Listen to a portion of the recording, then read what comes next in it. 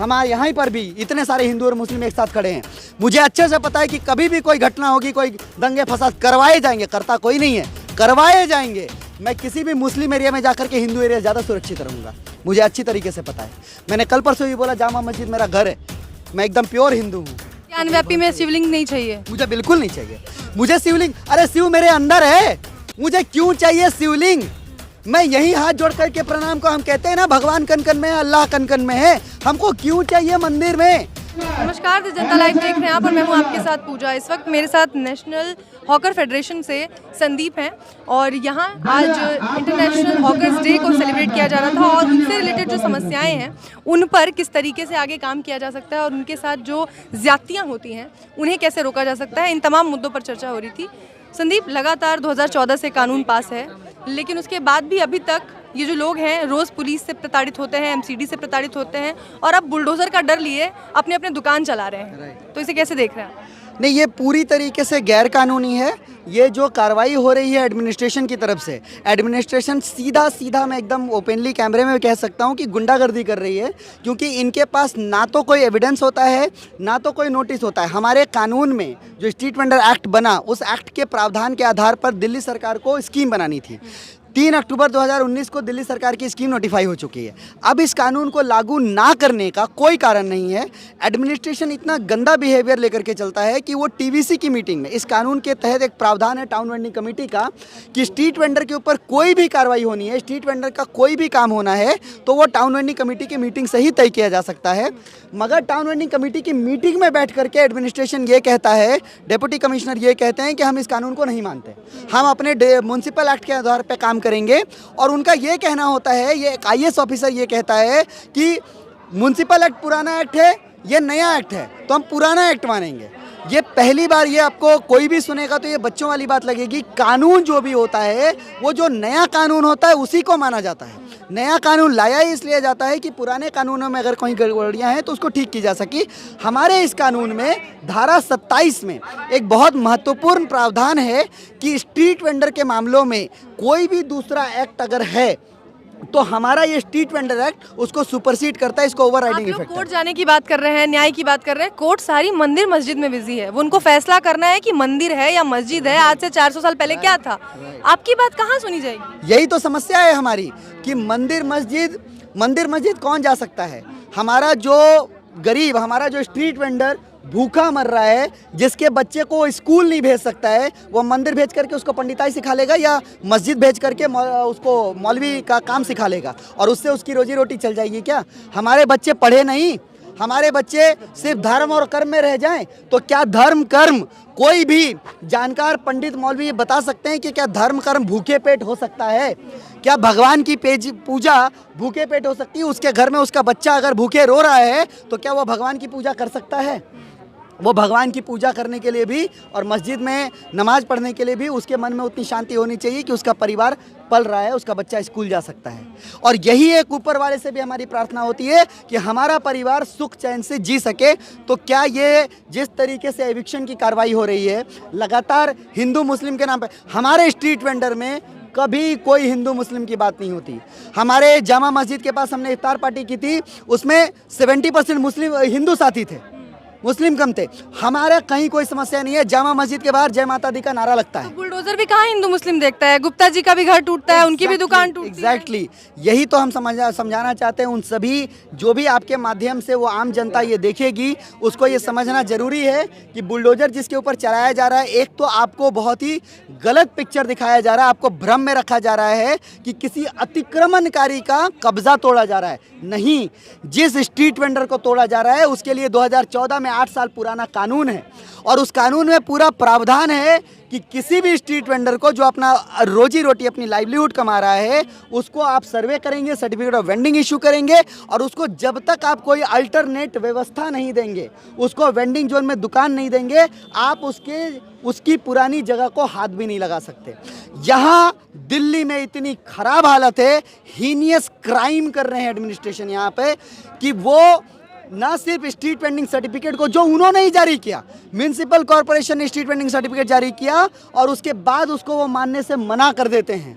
भारत सरकार सभी chief secretaries को लेटर भेजती है कि आपके यहाँ जितने भी सर्वे हुए, जितने भी स्ट्रीट वेंडिंग का रिकॉर्ड बना, उसको पुलिस स्टेशन में जमा किया। आज तक पूरे देश में एक भी पुलिस स्टेशन नहीं है जहाँ पे ये लिस्ट जमा की गई हो कि ये हमारे वेंडर से इनको डिस्टर्ब ना किया जाए। सरकार तो काम कर ही रही है ना, प्रशासन ना करे, पुलिस ना करे, तो सरकार की गलती थोड़ी है। 8 साल ऐसे थोड़े पूरे कर लिए बीजेपी ने। अगर इस तरह का बात अगर हम सोचेंगे कि एडमिनिस्ट्रेशन अपना काम नहीं करती है, सरकार की जिम्मेदारी नहीं है, तो फिर सरकार का भूमिका क्या है?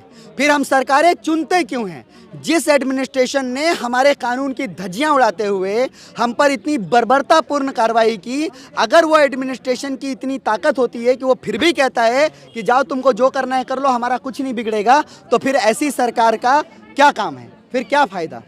फिर हम सरकारें क्यों चुनेंगे? फिर सरकारी जो हमारे मंत्री हैं, हमारे नेता हैं, हमारा जो पूरा सिस्टम है, तो वो किस काम का है, क्यों है? कंट्रोल में नहीं है सिस्टम।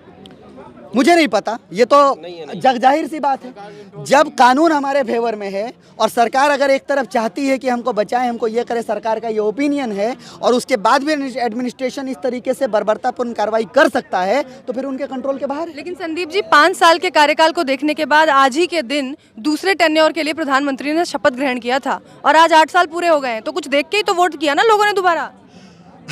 नहीं, इस मामले में मैं बहुत ज़्यादा नहीं जा पाऊँगा, क्योंकि ये पूरा मामला जिस तरीके से चल रहा है हम सबको पता है कि किस तरीके से हमारा मीडिया, आप मीडिया की बात नहीं कर रहा हूँ, बहुत सारे मीडियाज़ हैं, किस तरीके से ये पूरा का पूरा नैरेटिव सेट कर देते हैं। हम हमारे ज़रूरी मुद्दों, हमारे रोजी रोटी, हमारे रोज़गार, और हम जिनके ऊपर हम काम कर रहे हैं, हमारे स्ट्रीट वेंडर, हम किसी से रोज़गार नहीं मांगते, हम रोज़गार पैदा करते हैं। हमको इस नज़रिए से भी ना देखा जाए कि हमारी रोजी रोटी की बात है। अगर हम उखड़ जाएंगे तो जिनका सामान हम बेचते हैं, जिन किसानों का, उन किसानों की रोजी रोटी का क्या होगा?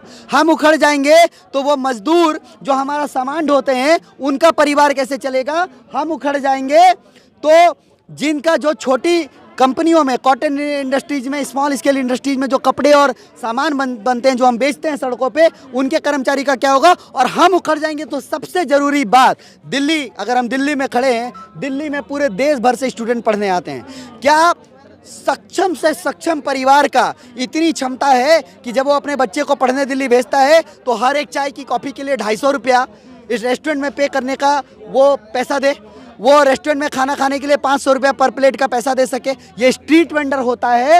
आप लोग नारे को लेकर मेन स्ट्रीम मीडिया का क्या रोल रहा? मेन स्ट्रीम मीडिया ने कभी भी हमारे मुद्दों को, हमने कई बार उनको लिखा, कई बार डिटेल में एविडेंसेस के साथ, हमारे जहाँ पे उजाड़ीकरण हुए, हमने कई सारे डिटेल एविडेंसेस, वीडियो एविडेंसेस, सब कुछ उनको भेजा, लेकिन कभी भी किसी भी मेन स्ट्रीम मीडिया ने ना तो कोई कॉल बैक किया, ना तो कभी आप लोग सामने एक आया। नारा लगाते हैं कि जो जमीन सरकारी है वो हमारी है। भाई, बाकी बिजनेसमैन, व्यापारी, अडानी, अंबानी, वो क्या विदेश से आ रहे हैं? उनका कुछ नहीं है सरकार पे? नहीं, ऐसा है कि कोई विदेश से नहीं आ रहा, लेकिन हम भी इसी देश के नागरिक हैं। तो वो जो विदेश से नहीं आ रहे, तो उनको ज़मीनें नहीं मिल रही क्या? अगर अडानी और अंबानी को एक बार अपना कोई प्रोजेक्ट लगाना हो, फैक्ट्री लगानी हो, तो सरकार ने 1 विंडो सिस्टम उनके लिए ऑन करके रखा हुआ है कि आप एक जगह पे आओ और आपको कुछ करने की ज़रूरत नहीं है, हमारे पास आकर के डालो, हम आपके लिए खड़े हैं। उनके लिए पूरा का पूरा पुलिस फोर्स खड़ा होता है। मैं झारखंड से रहने वाला हूँ, झारखंड में कितनी ज़मीनें उनको अलॉट की गई है, और अगर जो ज़मीनें वहाँ से हमारे आदिवासी लोगों को हटाया जा रहा है, अगर वो नहीं हटते हैं तो पूरा का पूरा फोर्स उनके विस्थापन के लिए खड़ा हो जाता है। हमारा ये जो ज़मीन सरकारी है, हम कोई खैरात नहीं मांग रहे। हमारे कानून में, आपके जरिए मैं बताना चाहता हूँ, हमारे कानून में प्रावधान है, पूरे जो ज़मीन है, जो देश की ज़मीन है, राज्य की ज़मीन, शहर की ज़मीन है, उस ज़मीन का 2.5% रिजर्व है हमारे स्ट्रीट वेंडर के लिए।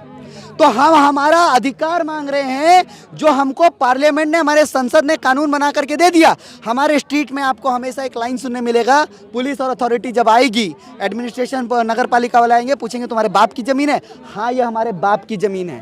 कानून बना करके ये हमको उसका अधिकार दे दिया गया है, तुम हमारा वो अधिकार छीन रहे हो। और वो अधिकार जो पूरा कानून बना करके हमारे सामने दिएगा, 2.5% ज़मीन हमारा है, वो हमारा अधिकार है, वो आप दे नहीं रहे हो। और आप मीटिंग्स में ये बोलते हो कि 300 करोड़ की हमारी ज़मीन स्ट्रीट वेंडर को दे देंगे। क्या भाई साहब, ये आपकी ज़मीन नहीं है। ऐसा क्यों हो रहा है कि आजकल जिसको अधिकार चाहिए, जिसको लग रहा है कि उसके अधिकारों का हनन हो रहा है, वो जंतर मंतर पे आ रहा है, सड़कों पे आ रहा है? अगर ऐसा है तो भाई कानून व्यवस्था है, आप न्यायपालिका के पास जाइए।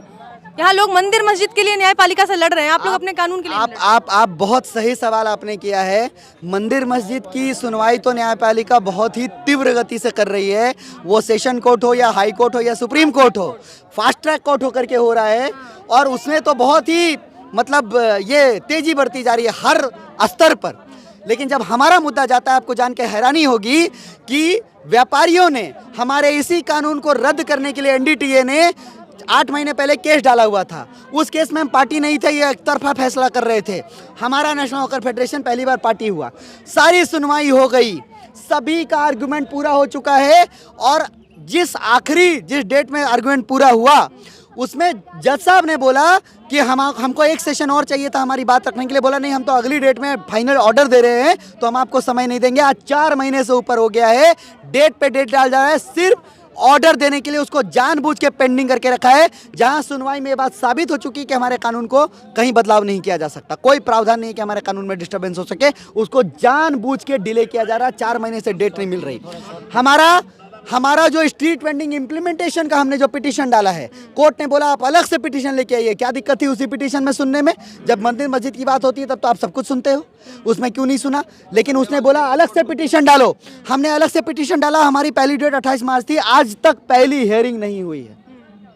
अभी एक साजिशन तरीके से सभी मार्केट से RWA मार्केट एसोसिएशन उठ करके कोर्ट जा रहा है और हमको हर एक मैटर पे जाकर के कोर्ट में लड़ाई लड़नी पड़ रही है। हम लड़ रहे हैं, लेकिन अगर वो इम्प्लीमेंटेशन का एक्ट का सुनवाई हो जाता, अगर उसके ऊपर जजमेंट आ जाता, जो कानून को चैलेंज करने वाला एक्ट था उसका जजमेंट आ जाता कि इस कानून को रद्द नहीं किया जा सकता, कानून को मानना पड़ेगा, तो शायद एडमिनिस्ट्रेशन को रुकना पड़ता। लेकिन ये जानबूझ करके साजिशन इसको टाला जा रहा है, रोका जा रहा है। कोर्ट में कहा जाता है संविधान की धज्जियां उड़ाते हुए, हमारे कानून में प्रावधान है, हमारा वेंडर का अगर सामान जब्त होता है मात्र 20 रुपया का जुर्माना है। बात मात्र 20 रुपया, 24 घंटे से लेकर के 48 घंटे में उनका माल छोड़ना पड़ेगा। लेकिन कोर्ट में municipal commissioner, north municipal commissioner कहते हैं कि हम जो अभी जुर्माना ले रहे हैं, कम से कम 3,000 5,000 वो अभी लेते हैं, उसको 10 गुना बढ़ाएंगे, मतलब 30,000 से 50,000 लेंगे। और जो जुर्माना नहीं भरेगा उसके ऊपर जुर्माना ना भरने का केस करेंगे और कोर्ट इसके लिए उनको शाबाशी देता है। ये तो हालत है हमारी जुडिशियल। लेकिन संदीप जी, इतना तो आपको मानना पड़ेगा कि 8 सालों में और कुछ हुआ ना हुआ, हिंदू जाग रहा है। क्या होगा जाग करके? हमको हिंदू और मुस्लिम नहीं जगाना भाई, हमको वो जागरूक आदमी चाहिए। ये देश तभी आगे बढ़ सकता है और सभी को सम्मान। ये देश की आज़ादी जो हुई, ये स्वाधीनता और संविधान की हम जो बात करते हैं, ये सिर्फ तभी लागू हो सकता है जब हमारा देश हिंदू मुस्लिम पे नहीं जागेगा, गीता और कुरान पे नहीं जागे, वो संविधान पे जागे, वो संविधान पढ़े और जितने भी संवैधानिक अधिकार है उसके लिए एकजुट होकर के लड़ना शुरू करे। क्या हमारा आम हिंदू मुस्लिम आपस में लड़ना चाहता है क्या? हमारे यहाँ पर भी इतने सारे हिंदू और मुस्लिम एक साथ खड़े हैं। मुझे अच्छे से पता है कि कभी भी कोई घटना होगी, कोई दंगे फसाद करवाए जाएंगे, करता कोई नहीं है, करवाए जाएंगे। मैं किसी भी मुस्लिम एरिया में जाकर के हिंदू एरिया ज़्यादा सुरक्षित रहूँगा, मुझे अच्छी तरीके से पता है। मैंने कल परसों भी बोला जामा मस्जिद मेरा घर है, मैं एकदम प्योर हिंदू हूँ। तो ऐसा कहीं कुछ नहीं है। हम लोगों को जागरूक होना पड़ेगा संविधान के प्रति, अपने अधिकारों के प्रति। धर्म अपनी जगह पे, मैं धर्म का सम्मान करता हूँ और सभी धर्मों का सम्मान करना चाहिए। वो अपनी जगह पर है, उसको रहने दीजिए, मगर उससे ना तो आपकी रोजी रोटी चलेगी, ना आप शिक्षित बनेंगे, ना आप कोई आगे तरक्की कर सकते हैं, ना अपने परिवार। ज्ञानव्यापी में शिवलिंग नहीं चाहिए? मुझे बिल्कुल नहीं चाहिए। मुझे शिवलिंग, अरे शिव मेरे अंदर है, मुझे क्यों चाहिए शिवलिंग? मैं यही हाथ जोड़ करके प्रणाम को, हम कहते हैं ना भगवान कन कन में है, अल्लाह कन कन में है। हमको क्यों चाहिए मंदिर में कोई शिवलिंग? हमको क्यों चाहिए? मैं यहीं पर एक हम जल चढ़ाते हैं, सुबह हम यहीं पर जल चढ़ाएंगे, भगवान को नहीं जाएगा क्या? बिल्कुल जाएगा, मुझे कहीं नहीं चाहिए, एकदम नहीं चाहिए। मैं यहीं पर नमाज पढ़ूंगा, मैं यहीं पर आरती दिखाऊंगा, क्या दिक्कत है? हमारी पूजा कबूल नहीं होगी क्या? हमारी पूजा ज़्यादा सच्चे दिल से कबूल होगी।